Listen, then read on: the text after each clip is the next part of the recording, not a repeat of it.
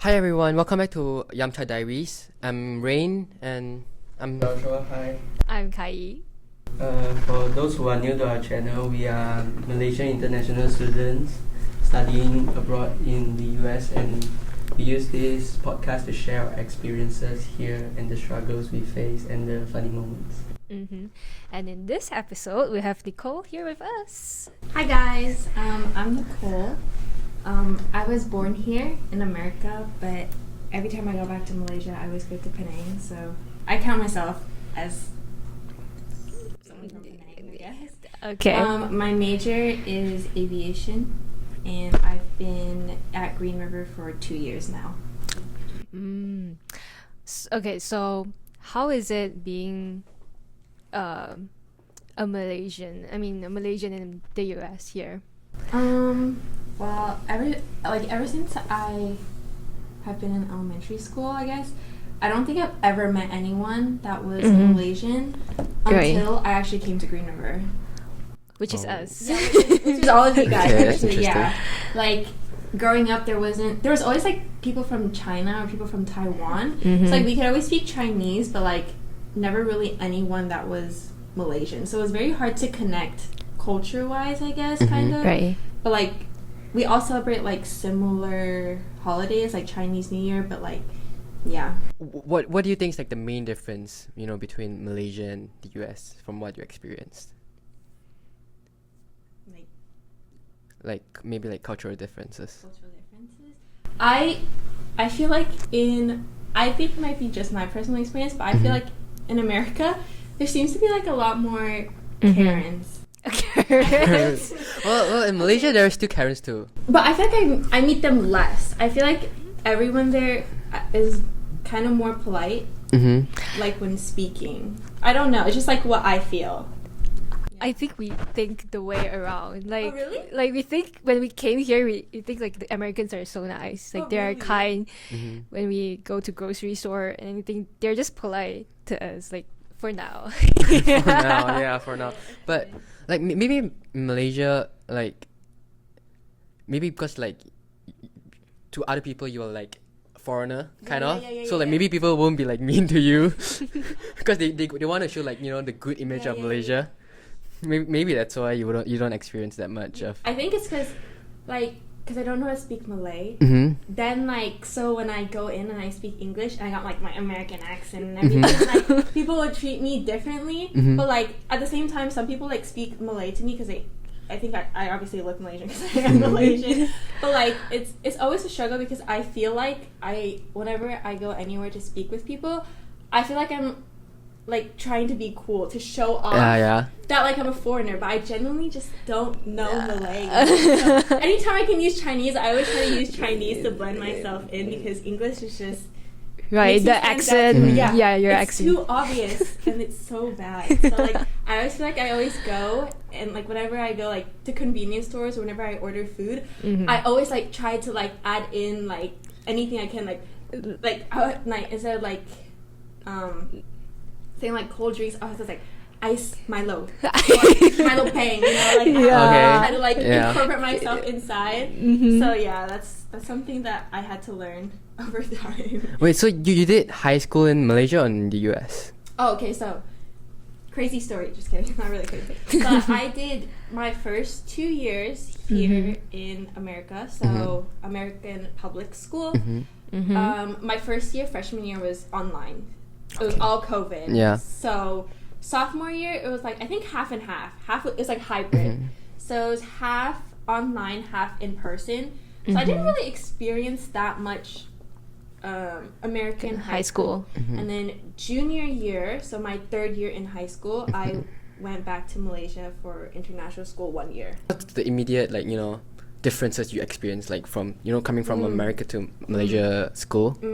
Like So my school was also an American-based system, but I think one of the biggest difference was that my high school literally went from like 2,000 people to 400 people.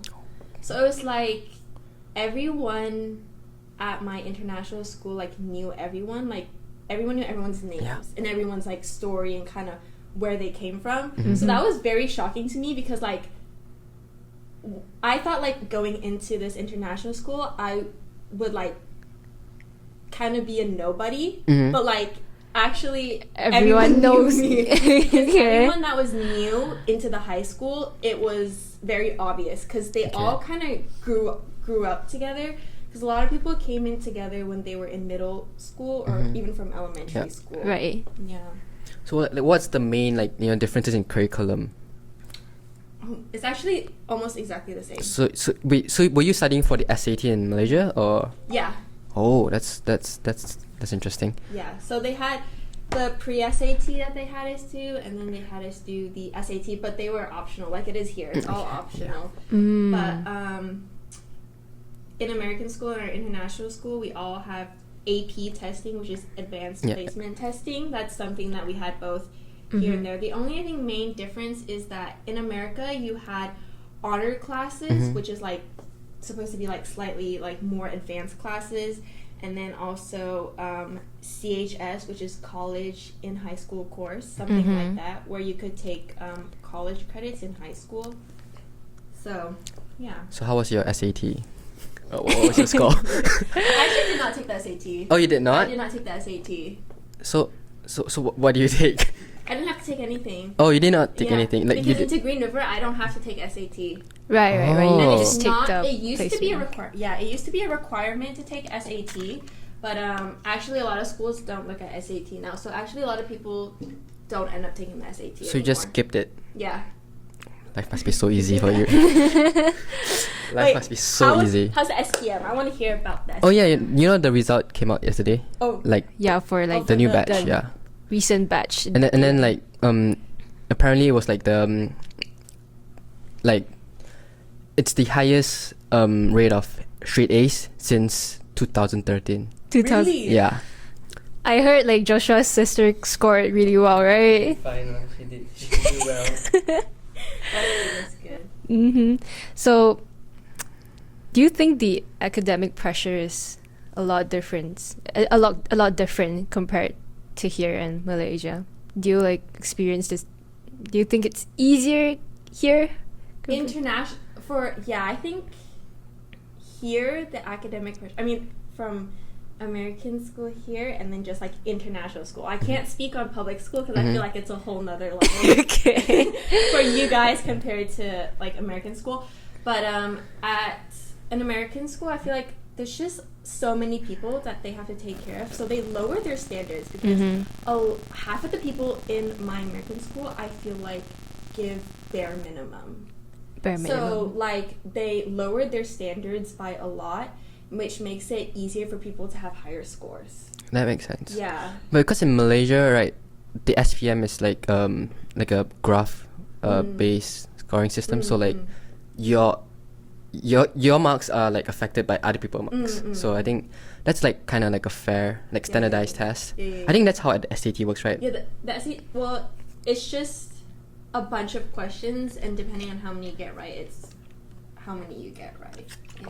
Also like, so it doesn't like. No. Oh. Other people's like results don't affect your testing at all. That's It's interesting. Just, yeah, how many you get right in the end. Oh. Do you think the teachers in Malaysia are better?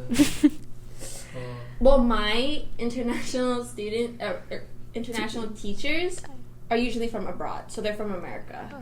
Oh, not Malaysians. They're not Malaysians. There's a couple, but most of them work as like faculty or like high school counselor, middle school counselor. My AP Chinese teacher was Malaysian, but that was the only Malaysian teacher I had. The rest were all they're mostly from America. Yeah. So basically, can't experience much difference, with like the teachers. It's not much different, I would say. So being in an international school, do you like get special like trips, like those lavish trips and stuff like that? I feel like we do. I feel like we were very privileged at my international school because we had a lot of like what they call impact trips. So they were because my international school is a Christian school. Okay. So they had missionary like trips essentially. So they went to other countries to like help with different missions, I guess. Like, I went on one. I went to Brunei, actually. Wow. Yeah, I went to Brunei, and what we did was we helped with creating mountain bike trails. Wow. So we like created new paths. Yeah. Okay. How did you guys do that? Like, How do we do it? So we had there was a student at our school. Their family had a mountain biking business there. So they had essentially they had the route planned out of where they want us to dig, and we just did as they wanted us to. So we're doing labor work. 3 days. okay, Yeah, that's so we literally interesting. took like axes and like shovels to like dig out the grass, and then like saw down the trees and everything, so stuff like that. But like other missionary trips are like they help out with like kids. Some went to like special needs schools to help with the children and just to kind of support them, I guess, in a way. So every missionary trip, I guess, or impact trip they called it, was slightly different. So that was something that we had, and it was usually during like spring break or like fall break that they would have these events. Because I had a friend, he did like a missionary trip to like an island, and then they did like scuba diving to like reserve Scuba the diving. like the Turtles? coral reef and stuff like that. Okay. It was like really cool. I was like so envy about it. I would do that. Hey, didn't you do something like that? Yeah, but it's not like from my school. I went You it just like joined? yeah, I just joined this for like 5 days. So how do you join it? Yeah, my friend searched it on like Rate Note, Xiaohongshu, and it's just a program of like conservating like the marine animals like turtles, and yeah, we just joined it. But it's quite pricey, honestly. Oh, you have to pay for it. Yeah, we It's have not- to it's pay not- for it. Oh, Yeah, I of thought it was course, like- because there's like accommodation and like food. Oh, I thought it was like a stuff volunteer that. thing, so you just go. Volunteer, but with you have to pay. So you're paying to volunteer. Yeah. That doesn't make sense at all. I mean, it That doesn't make was sense at very all. fun. Oh wait, what did you do? Where did I What did you do? basically like we had to stay up at midnight to look out for turtles, and like we have to make sure that they laid out their eggs like safely. Oh. Yeah, and the next morning we have to go check on their eggs and see if they are yeah, and Still then still alive, and No one took yeah, it? we have to like record data and stuff like that. Yeah, Oh. Sounds basically fun, like sounds that. fun. It's very fun. There's like no internet for that 5 days, so it was basically a whole new experience for me. Oh yeah, and my when I did my impact trip, we didn't have our phones. We were phoneless, yeah, for like a whole week. Yeah. So no contact for a whole week. Yeah. So what other like extracurriculum do you do like in? We have a lot of sports as well. So every quarter we had, I think, 3 different sports. I ended up joining track and field because they were short on girls. Oh, Yeah, like, okay. I genuinely don't think if I were to join like in America a track and sport, like I would be cut my first day. Like I would not make it, But I made it into track and field because they were short and they just needed people who were willing to join. And okay, but my true motivation behind that was because if you're in varsity sports, you get to travel to another country to compete. So I was able to go to Taiwan to compete for track and field, Wow. which is my only motivation to joining. Because like we had like I think people who got to go to Korea for soccer, and then they got to go to Milan for another sport. Yeah, so we go to and Hong Kong. So like we go to all of our like different places. Do you like compete with like other international school or? Other international schools, yeah. It's like other international schools that are also Christian. Yeah. Oh, that's cool. Wait, I heard that you play tennis in high school. Is it like in Malaysia or No, that was in here in America? Yeah. It was only 1 year, and actually, all my sports stuff are kind of funny. But I was in JV, which is junior varsity, and then like they were like, we need more people in varsity, so then I got bumped up to varsity. Wow. Yeah. I see. Which is how I got into tennis. So, other than tennis, what other sport do you do? And when I was in middle school, I played soccer, but I sucked at soccer. I also got into varsity, but I don't know how because like. So you went everyone was into varsity for every single thing, every single sport. Yeah, but it was like I was on varsity. Okay, it was always I was varsity, the lowest player, or JV, the best player.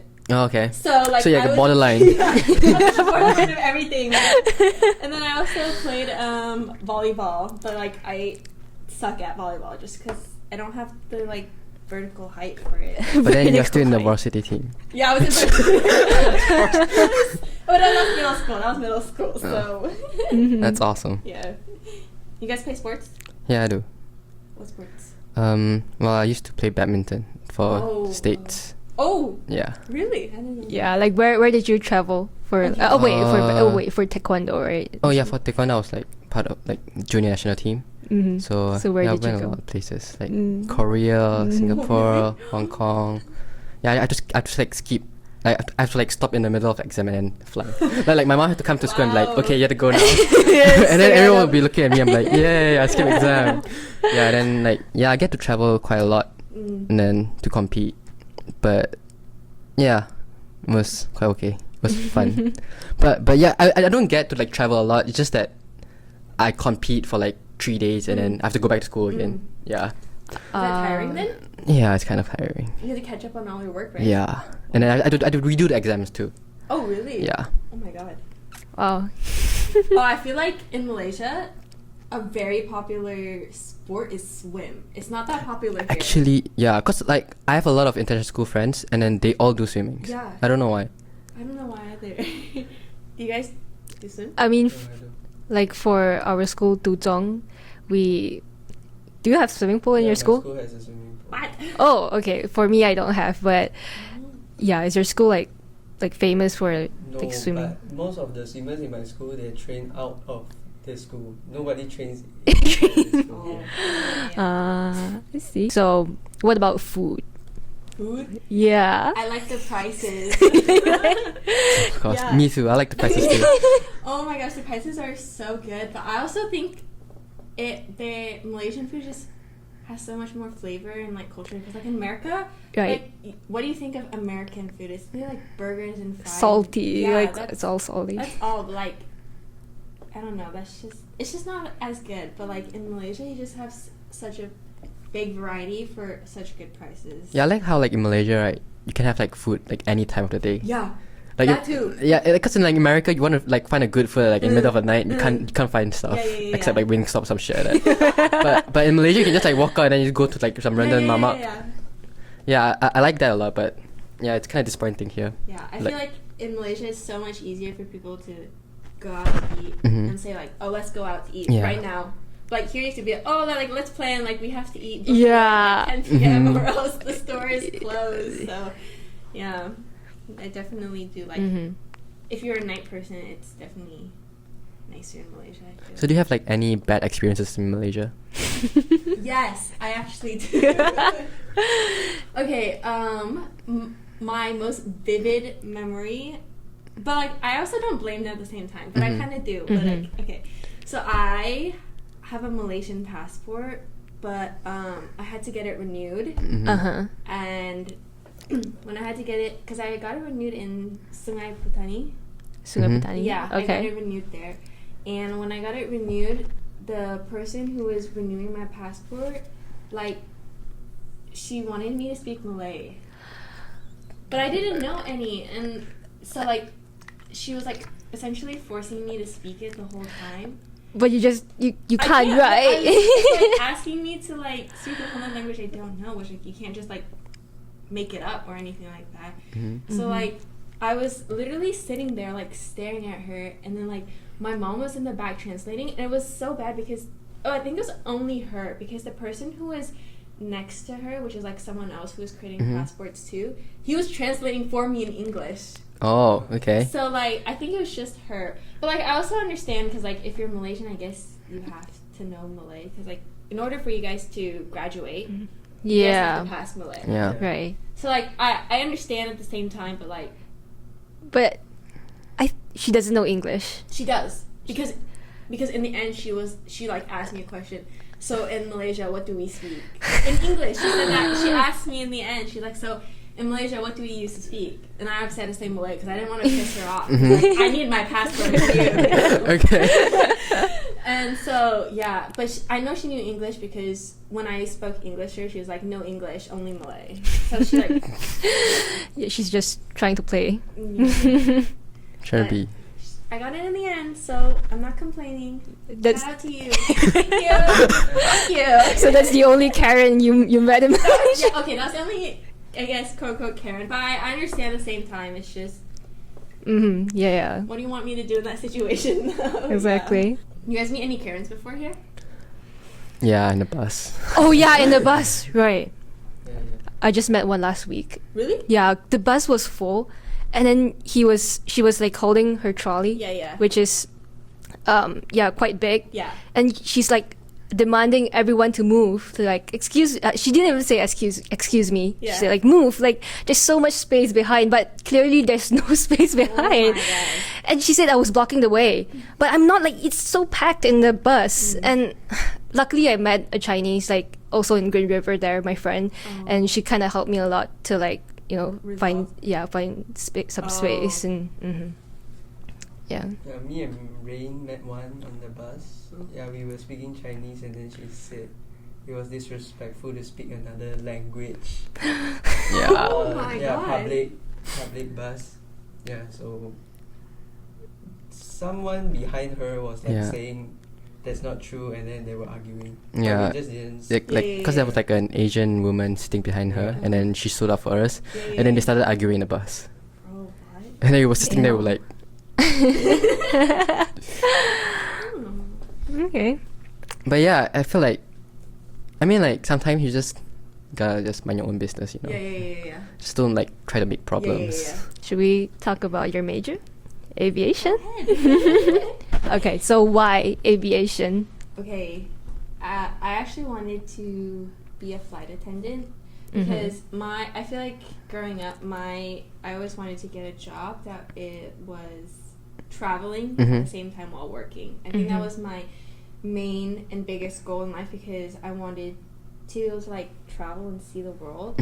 So that's why I wanted to be a flight attendant. Then I think my parents asked me like casually when I was like middle school or high school, like, oh, what do you want to be when you grow up? And I was like, I want to be a flight attendant. And my dad was like, well, why don't you be a pilot? Because it's essentially the same thing, but you get paid more. Right. And I was like, okay, sold. And then that's how I kind of got into it, or even had the thought of it. Before that, I don't think I ever had a thought to be a pilot. I've always strived to become a flight attendant. And then I got into my classes at Green River. And then I was like, okay, this is something I think I can stick with without wanting to like die and cry every day after classes. Right, so you're enjoying studying. Yeah. That's So what's the nice. hardest subject in aviation? Hardest subject? The hardest class that I've taken so far is probably international flight planning. Oh. Like, thank you to every pilot out there who does international flight planning, because that thing, people take weeks to actually plan for one international flight, which is mind-blowing to me because they spend more time planning than they actually do flying. And so, like, my heart goes out to you, bro.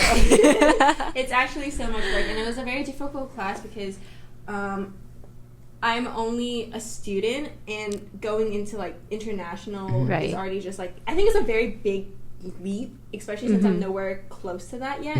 So it's actually a lot to learn and a lot to search before I could like do my assignments and everything. Wait, so for aviation, would you say it's like a male-dominant like major? I think it used to be, but now in a lot of my classes, I would say the ratio is like 60 male, 40% female. That's quite okay. So I think it's like starting to transition over to like more females, because I have like a couple of friends who are in this field who are female as well. Wow. I went into it thinking like, oh, I'm gonna be stuck with like all guys. Yeah. Like, it wasn't that bad in the end. Yeah. Oh, there's a lot of girls in my class too. So what's your like dream airline to work for? My dream airline. Which one pays the most? United? I want to work for Delta, I feel like. Delta. Because Yeah. you have so many options. I originally I wanted to like because like Alaska and like Southwest and all of those, they're only domestic. Yeah, domestic. Do you only fly like 737? Yeah. So like I obviously you all have to start out domestic, Mhm. but I think there's more of a growing space if I go into international. Which in my like main life goal, I guess, in the end is like I fly myself from here back to Malaysia. Oh, okay. But obviously that's not a one-way trip. I can't. There's no Yeah. direct flight. Yeah, you need a but, like, connecting Yeah, flight. connecting flight. Mhm. But like that's like my main goal, and also to obviously fly my parents in the end. So would you rather fly passengers or cargo? Wait, what's the difference? Yeah. If you fly cargo, I feel like you get more like it's more relaxed, right? Isn't it? Yeah. Because In the end, I think I'll end up going with cargo just because like I don't have to deal with people. Yeah. Just because like obviously like flight attendants will have to deal with them mainly, but Right. if like anything happens with passengers, then you're more likely to have to like redirect and Mhm. like have alternates. Yeah. But like with cargo, like your cargo isn't gonna complain to you Yeah. or anything like that, or have anything like malfunction or like. Uh-huh. So it's like, I think it's more of a chill lifestyle. If I were to say. So Yeah. hopefully cargo, but wherever the wind takes me. So are there many factors that you need to consider before flying? Or I think so. I think a couple of things that you need to consider is the fee that you have to pay for flight training. I think Mhm. it's quite pricey because it's every time you fly, it's by hourly Mhm. rate for the plane, but also for the instructor as well. Mm-hmm. Another thing is making sure that your physical and I guess mental health is good, because you have to have a medical to make sure that you're in healthy Mhm. conditions Right. to be able to fly. So I've heard of many stories where people go into flight training because you don't necessarily have to have a medical for a while until you're flying solo. Mhm. So a lot of people don't have their medicals, and then they end up realizing that they have like a certain problem that doesn't allow them to get the medical. So when that happens, then everything that they've done basically just goes to waste. Mhm. So Mm. making Mhm. sure you have medical and just I guess the fee of how much is about to come. Yeah. So there's like one question that I think a lot of people always ask Mhm. before like they choose Mhm. aviation is which like do you need to be good in like math to be in aviation? No. Like, you don't ever have to do any complex math. It's always basically like add, subtract, times, divide. That's all that ever really goes on. At least at where I'm at as a student. I don't know about in the future. Maybe I'll have to do more than that. But in all my classes, I haven't had to do like algebra, geometry, or calculus, pre-calculus. We don't have to do any of that. So you don't have to have a strong suit in math. Maybe Yeah. I want to transfer already. You want to change your major? Yeah, I don't want to YOLO. do no more differentiation, no more integration. I'm very sick of it already. so what can you do? So what do you plan to do after you get your flight license? Well, obviously, after I get all my license, I hope to possibly become a flight instructor so that I can build my hours. Mhm. Because when you apply for the airlines, you need to have at least 1,500 hours. 1,500 hours. Yeah. That's like 5 Days. years or like. It Takes depends how often you fly. Mhm. For some people, it can take like 3-4 years, but if Mhm. you often take like breaks in between, it can take up to 5-6 years. Just depends on like how fast you're going into your training. So once you become a flight instructor, I'll come find you. Okay. Give me a discount rate. Sure. So like after you get your flight hours and then you apply to companies, right? Yeah, that's how it kind of goes through. Okay. And then, so when you apply for companies, they have to take you under training. You don't directly just fly those big plane. Yeah, so yeah, cause you have to go through their like certification and stuff like that. Yeah, and go through their sims and everything before you're actually eligible to fly their plane. So do you prefer Boeing or Airbus? Side sticks or yolks? I think I prefer an Airbus. Yes, me too. Yeah. Okay, so before we end this podcast, do you have any advice for people who are interested in aviation? Do it. YOLO. I think if you have a passion in it, I feel like it's very rewarding and to go on this path. And for those who have like any questions, you can always feel free to ask me, I guess, if anyone wants to know any information. But obviously, being in aviation or any career, there isn't always a linear growth.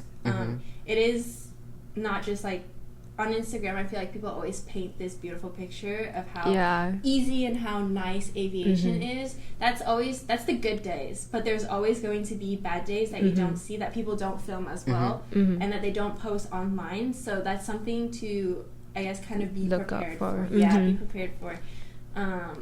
But it's always worth it in the end. Yeah.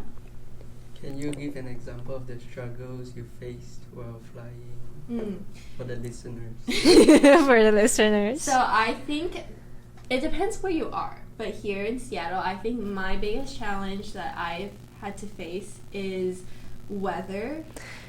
Right, it's always raining. Because I sometimes will get bookings, like I try to book maybe 3-4 times a week for like flight training, so to get these lessons in. But I say half or more than half of the time they end up being canceled because of weather. So I guess once you get into aviation, you have weather minimum requirements that you are able to fly into as a student pilot when you first start your training. And so if it's too windy, if the clouds are too low, visibility is not good, then you have to cancel. That's not something you can force going into it. Yeah. So like one of the biggest thing is just, I think, getting through my flight training and most of them being canceled in the end. Like I've had multiple times where like I meet up with my instructor, I'm at my flight school, I pre-flight the entire plane, and right before we're about to leave, you get canceled on.